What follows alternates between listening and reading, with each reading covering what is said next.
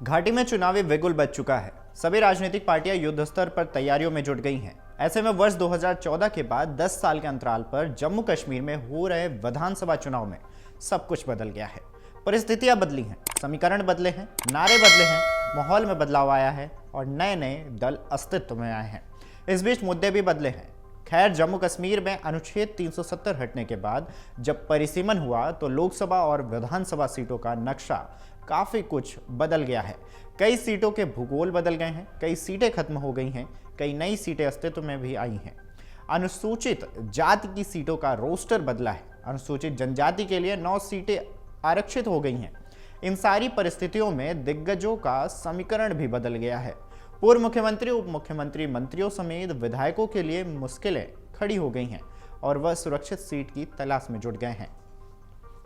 साल 2014 में पूर्व मुख्यमंत्री अमर अब्दुल्ला गांदरबल जिले की जिस बीरवाह सीट से चुने गए थे उसका अस्तित्व खत्म हो गया है।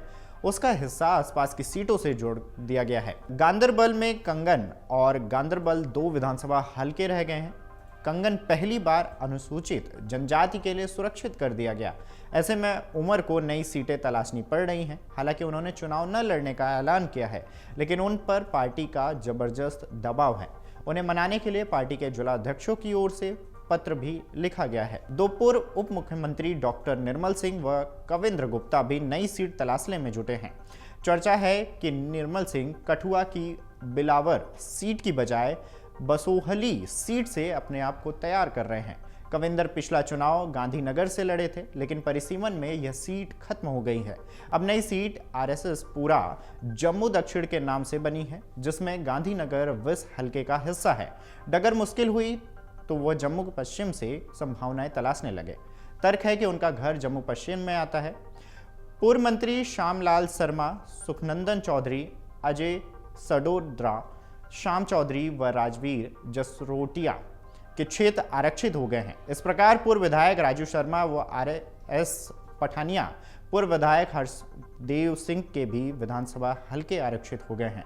अब ये सारे नेता नए ठिकाने तलाश रहे हैं। श्यामलाल छम व शहरी उत्तरी, सुखनंदन चौधरी शहर उत्तरी, श्याम चौधरी आरएसपुरा, जम्मू दक्षिण, राजीव जसरोटा, राजीव शर्मा छम्ब, अजय सडोत्रा शहर उत्तरी में अपने ठोर तलाश रहे हैं।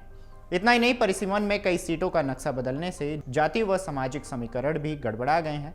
आरएसपुरा जम्मू दक्षिण सीट में आरएसपुरा का शहरी इलाका व पुराने गांधीनगर विधानसभा के हिस्से को शामिल किया गया है। इससे गांधीनगर सीट से लड़ने वालों का समीकरण बिगड़ गया है।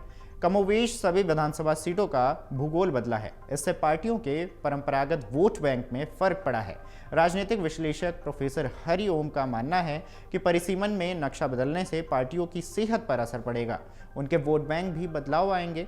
साथ ही नए क्षेत्र जुड़ने से भी नेताओं को आम लोगों तक पहुंच बनाने में भी खासी मशक्कत करनी होगी। वहीं अनुसूचित जाति के लिए आरक्षण का रोस्टर बदलने से कई सीटों पर समीकरण गड़बड़ा गया है। परिसीमन के बाद जम्मू में मढ़, अखनूर, सुचेतगढ़ व विश्राह, कठुआ में कठुआ, सांबा में रामगढ़ व उधमपुर में रामनगर सीट आरक्षित कर दी गई है।